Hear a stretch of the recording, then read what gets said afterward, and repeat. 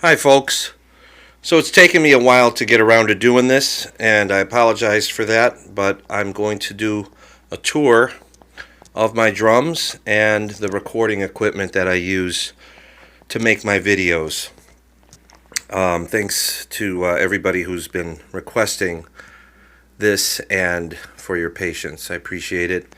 So just to get started, this kit is 1971-ish Ludwig thermogloss maple finish kit with a 2614 bass drum, 10x14 tom, 1616 and 1816 floor toms.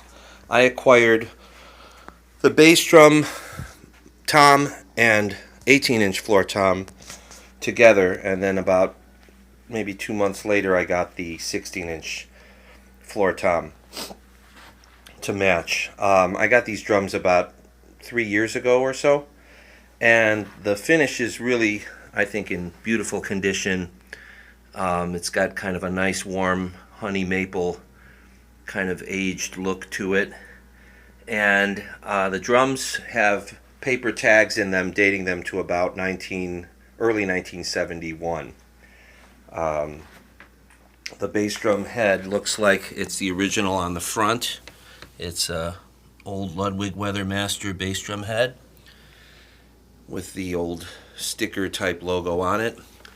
The heads are the ones that I acquired with the kit pretty much all around. The tom has a Remo Ambassador tom head, most likely from the 70s, maybe 80s, but I have a feeling these are pretty old heads. The 16-inch came with this head. It's a Ludwig Weathermaster medium, kind of on the thinner side for a medium. And then the 18 also has a Remo Ambassador tom. These are pretty funky. They're pretty well worn. You can see the Old Manny's Music sticker. Sorry, not sticker, stamp, which I think is kind of cool. The bass drum head is a Remo standard bass drum head, and as you can see, I have a moleskin patch there, and the bass drum is muffled with a felt strip across the back, and you can see the traces, kind of the shadow just below that of the shredded newspaper that I put in there. And I did that because for a long time I knew that Bonzo, well, that he supposedly used crumpled newspaper in his bass drum at times. Jonesy mentioned something about it in an interview, and you can see in photographs from the sessions for, I think it was the second album, maybe also for the third album for Immigrant Song, a couple tunes, at Olympic and possibly at Island Studios. There's some session photos of the thermogloss kit set up. And you can clearly see there's a shadow of something in the bass drum.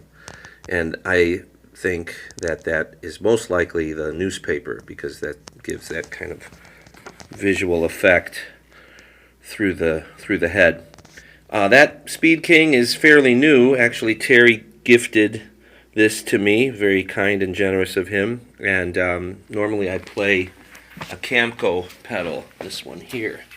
This is kind of my preferred pedal in recent years, but I always used to play a Speed King, and I really like this one. It's got a nice smooth action. It's not all gunky and sticky like my old Speed King, which is kind of difficult to operate, to say the least. So I really appreciate Terry giving me this pedal. I've been having fun playing on this. And you can see the hi-hat pedal is a Rogers Supreme pedal, which is what Bonzo used on the 75 tour. And the snare drum, I didn't talk about the snare drum, so this is late 60s, right around 68, maybe 69, Superphonic 402, 6.5 by 14 inch. You can see the badge there.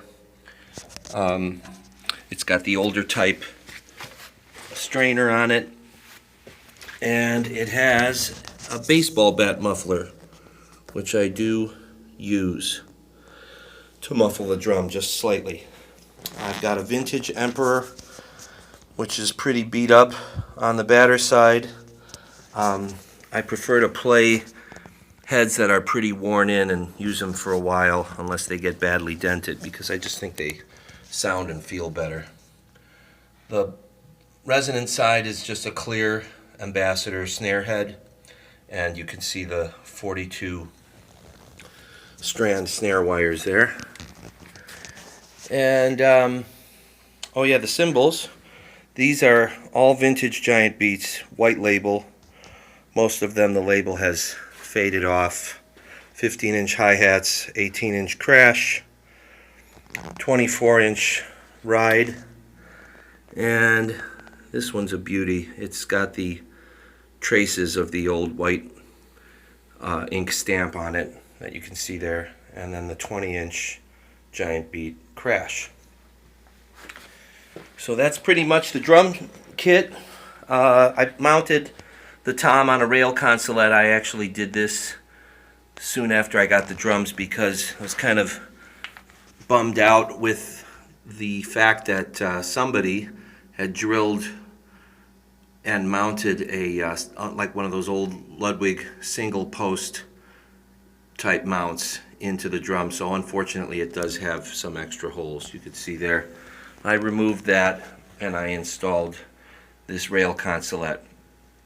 And I figured I wasn't really devaluing the drum because it already had the extra holes drilled into it with that mount. But that mount just didn't make sense because it set the tom at a very awkward angle way off to the side.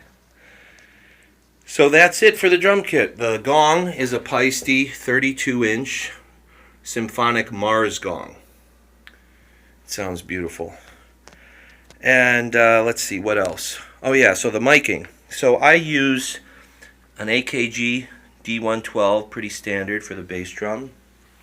Snare drum has the standard Shure SM57 Unidyne mic, and I don't use much of that in the mix. I just use a little bit for detail, but I rely more on this one here, which is an MXL V250, pretty inexpensive model condenser mic that Terry actually recommended. He uses the same mic and it sounds good to my ears. I am by no means an expert in recording, and even though I've recorded many times with other bands, I really didn't know anything about mixing and recording until I got started with this. Terry gave me some pointers, and a lot of it's just been trial and error. I just try to get a good natural sound. I do add a little bit of reverb to the mix. This is the mixer that I typically use for all the Bonzology videos. I've used this mixer. It's a Mackie Pro FX 4-channel mixer. And as far as the effects go, I only use the, you can see there, number 7 plate reverb. I just use a touch of that. You can see those yellow knobs are the effects levels. So not too much. And I vary them according to the style and the sound of the particular Zeppelin song I'm trying to cover or emulate. So some songs are definitely a lot more dry, some have a lot more room sound, and so I'll kind of mess around with those to approximate what I'm hearing. But again, I really don't know what I'm doing, so this is a disclaimer. If anyone's looking at this mixer and chuckling right now, that's okay, because that's totally understandable. There's the gain levels, you can see. And right here is the new mixer that I'm going to be using for all of the multi-track recordings that I'm doing for this new channel, which you may have heard about. This is going to be Virtual Zeppelin, and collaborating with some other guys to put some videos out very soon. We're actually looking for a vocalist, so our first couple videos are going to be vocalless, and they're basically going to be audition videos as well. So if any vocalists want to audition for Virtual Zeppelin, just get in touch via the Virtual Zeppelin channel, and you can send us a recording over the track that we submit, and that we post. So that'll be coming soon. Look for those videos very soon.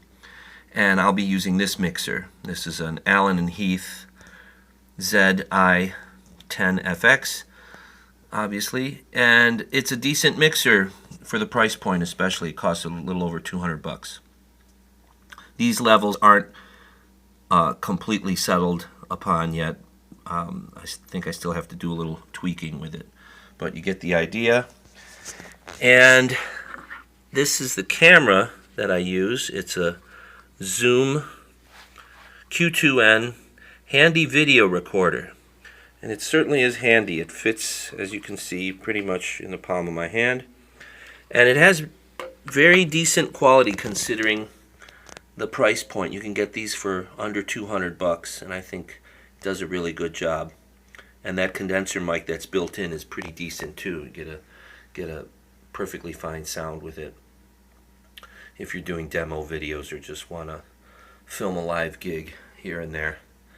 So I like using this thing. It's pretty simple to use, and I dump everything once it's recorded into iMovie. The way I typically record the drums is I use this old boy here, my classic old iPod, and I play along with the track, and then with headphones on, of course, and the mics are fed into the mixer. Mixer is run out to the Zoom video recorder, and then I put everything in iMovie, and then I drag the actual audio track into iMovie as well, and then I try to align it as best as possible using the wave images to sync up the Zeppelin recording with what I'm playing. Now, generally, I am not able to keep the music volume up too high. The YouTube music sensing software is very sensitive, and it often blocks the videos unless I have the actual audio track of music down to about 5 to 10% many times. So that's why many of my videos, the music isn't easily audible. I'm not doing that really on intentionally, but I do think a byproduct of it that's positive is you can hear the drums a lot more clearly with just a trace of the music there as a reference point. So that seems to be a good thing. But yeah, so that's how I record my videos. Pretty simple, and again, not very scientific, to say the least. But I think it works out. Considering the purpose of the videos is to just do some demos and have fun with them. So I hope you all enjoy this video, and I hope it's helpful for those who are curious to know how I record this stuff. Thanks very much for watching.